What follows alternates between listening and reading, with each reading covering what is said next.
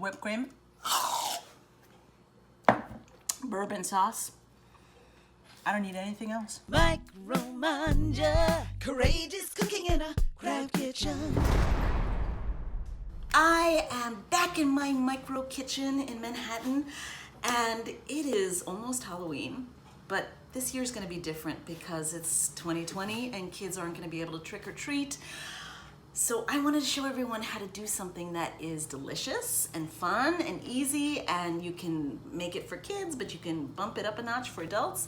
It's called pumpkin pudding, which is basically just the stuff that goes in pumpkin pie without the crust. It's so easy and delicious. And we need something fun and easy and delicious, don't we?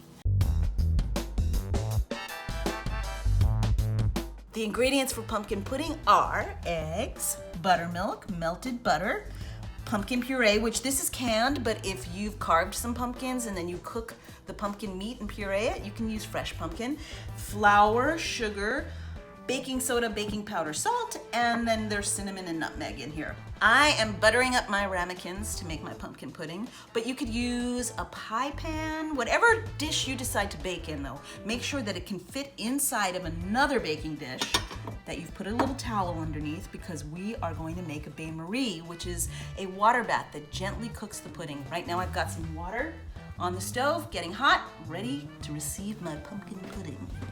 We're gonna put it all together. So I've got my eggs. Everything is at room temp because whenever you're making anything that you're gonna bake, you kind of want all the ingredients at room temp. Unless, of course, it's puff pastry, then you want that nice and cold.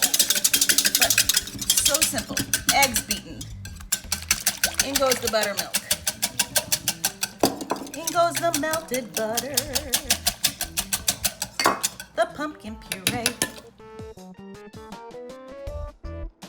You don't really need to incorporate any air. You just want it all nice and smooth. Then I've got my spices. Oh, it smells good already. And then the flour, sugar, and the baking powder and baking soda and salt. And that's it. I don't even know how much is gonna go in each ramekin because I've never made it in ramekins. I usually make it in a bigger dish, but since I'm in my micro kitchen with my micro oven, I'm doing it smaller. Oh, look at this. It's just gonna make it. We're filling up our baking dishes with boiling hot water. This is why we're doing it as close to the stove as possible. And you want to fill them up pretty as high as you can without spilling it. We're gonna do the same here. Obviously, be careful not to get the water in your pudding, because you don't want that. 1, 2, and now they will bathe in hot water for about 25, 35, 40 minutes. I'm not sure because I've never made it in ramekins before. We shall find out. I'm gonna show you how to make a little grown-up sauce.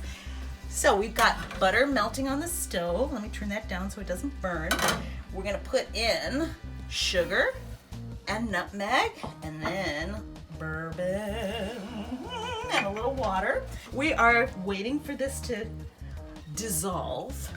We want to make sure that you just don't see any crystallized sugar. It's almost there. See, you can still see the crystals. Now, once sugar dissolves, you don't really want to stir it too much more because stirring causes it to crystallize. Again, agitation promotes crystallization. Agitation promotes crystallization. All right, so the sugar and butter are doing their thing. Now, I have an egg in here, and we're gonna whisk that egg till it's a little frothy. Gotta give it a little elbow grease there. Whisk, whisk, whisk, whisk, whisk. Now, while I'm whisking, I'm going to temper the egg with the hot liquid slowly so that you don't cook the egg. No scrambled eggs. But the egg is going to thicken the sauce. So slowly tempering the egg. Once we've got the eggs kind of up to the same temp as, then we pour that back in here, whisking the whole time. And this is gonna cook just until it's thickened. about a minute. All right, my puddings have been baking for half an hour and I think they're ready. So you gotta be super careful pulling them out because this bain-marie is filled with boiling hot water. Now I put a towel underneath my ramekins so that the water gets underneath of them. We're just gonna pull these out carefully. Put them on a, whoops, on a cooling rack. And we'll clean them up because they did ooze a little. So I filled my ramekins up just a little too high so they spilled out all over the place, but it's okay because whipped cream covers a multitude of sins. So for the kids, we're gonna do a little whipped topping. To make it really festive, you can add some candy corn.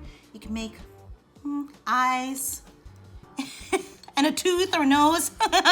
But for the adults, we have the bourbon sauce. That goes right in the center. And so does my face. Right in there. Oh my gosh. But you know what?